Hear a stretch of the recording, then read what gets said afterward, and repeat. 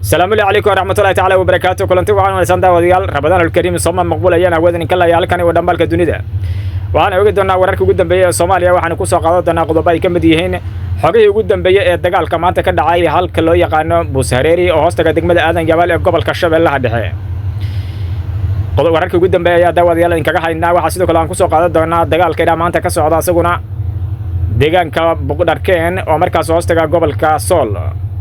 halkaas ay ku dagaalamayeen ciidamada maamulka Somaliland iyo sidoo kale ciidamada kale ka amar qaata maamulka ku meelgaarka SSC Khaatumo asa ku horeyno teeriya maanta waxa dagaal aad u xooggan uu ka socday halka loo yaqaano Buushareeri oo hoostaga degmada Aadan Jabaal ee gobolka Shabeellaha Dhexe. dagaalkan ayaa wuxuu yimid kadib markii maleeshiyaad ka tirsan kooxda Al-Shabaab ay markaas weerar ka ku soo qaadeen fariisimo ciidanka xoogga dalka Soomaaliya kuwa deegaanka ay ku lahaayeen Buushareeri waxaana wararku intaas ay ku darayaan in dagaalkan oo ahaa mid aad u xooggan isla markaana saacado badan qaatay maleeshiyaadkii kooxda Al-Shabaab ee nafilcaariga saaka weerarka ka ku soo qaaday halkaasi dhammaantood ba lagu laayay isla markaana looga gol ranaaday dagaalkii fulinimada ah ee saaka ay ku soo qaadeen halkaasi. ciidamada xoogga dalka Soomaaliyeed ee dadka deegaanka ayaa iminka si buuxda gacanta ugu haya Buushareeri waxaana dhammaantood la laayay isla markaana dhagta dhiig loo dalay qawaarijta nafilcaariga ee saaka sida kadiska weerarka ugu soo qaaday Buushareeri. wararku waxa intaas ay ku darahayaan isla markaana xoguhu ay sheegayaan in markaasi deegaanka Buushareeri markaasi maleeshiyaadka Al-Shabaab saakadii hore ay ka soo qaadeen weerar dhowr jiha kuwaas oo ay doonayaan inay ku qabsadaan Buushareeri. waxaas ka xusid mudan in Buushareeri ay tahay halka laga difaaca degmada Aadan Jabaal ee gobolka Shabeellaha Dhexe halkaas oo markaasi dhowr jeer ay isku dayeen maleeshiyaadka Al-Shabaab inay qabsadaan. waagaagi markaan haddeen eegno dagaal kale asaguna aad u qaraar ayaa wuxuu ka socdaa teeri maantay halka loo yaqaano Boqdarkeen ee gobolka Sool. dagaalkan waxa u dhaxeeya ciidamada maamulka ku meelgaarka SSC Khaatumo iyo sidoo kale ciidamada Somaliland.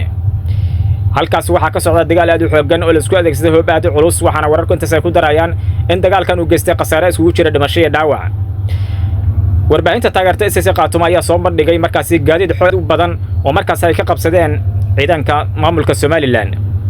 hase yeeshee ma jirto ciidan ka madax bannaan oo markaas xaqiijin kara sheegashada SSC Khaatumo in gaadiid iyo sidoo kale maxaabiis hor la ay ka qabsadeen Somaliland.